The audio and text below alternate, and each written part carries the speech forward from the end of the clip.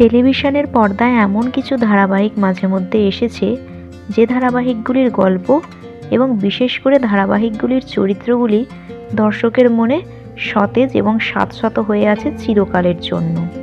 যেমন বোঝে না সে বোঝে না ধারাবাহিকের পাখি অরণ্যের জুটি, ঠিক যেন লাভ স্টোরি ধারাবাহিকের আদি ও ঈশার জুটি, মিঠাই ধারাবাহিকে মিঠাই এবং উচ্ছেবাবুর জুটি, মন ফাগুন ধারাবাহিকে পিহু এবং ঋষির জুটি।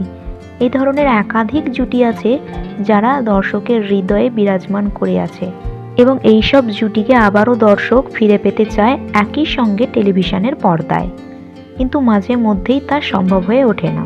গল্পের চরিত্রের খাতিরে নায়ক এবং নায়িকাদের কাস্ট করা হয় অন্যান্য ধারাবাহিকে, একই সঙ্গে তারা আর ধারাবাহিকে ফিরে আসতে পারে না, তাই দর্শকের মনে একটা আকাঙ্ক্ষা থেকেই যায়।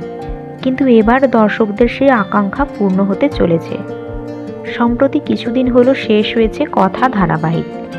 এই ধারাবাহিকের অন্যতম জনপ্রিয় জুটি সাহেব এবং সুস্মিতা দর্শকদের খুবই পছন্দের।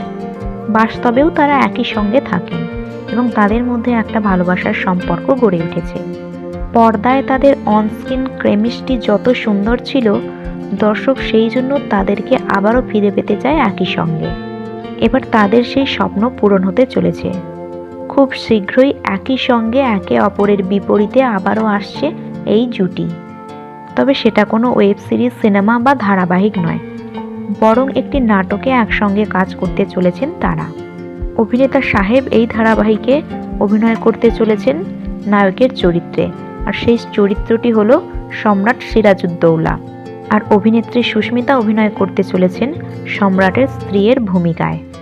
অভিনেতা সাহেব আগে অনেক নাটকে অভিনয় করেছেন, কিন্তু অভিনেত্রী সুস্মিতার এটি প্রথম নাটক। তবে অবশ্যই আশা করা যায় তিনি তার চরিত্রটি খুব সুন্দরভাবে ফুটিয়ে তুলবেন এবং আবারও দর্শকদের মন জয় করে নেবেন। সো বন্ধুরা, অভিনেতা সাহেব এবং অভিনেত্রী সুস্মিতাকে আবার একসঙ্গে দেখার জন্য আপনারা কতটা এক্সাইটেড নিচে কমেন্ট সেকশনে জানাতে ভুলবেন না। ভিডিওটি ভালো লেগে থাকলে লাইক, শেয়ার এবং চ্যানেলটিকে সাবস্ক্রাইব করে রাখবেন।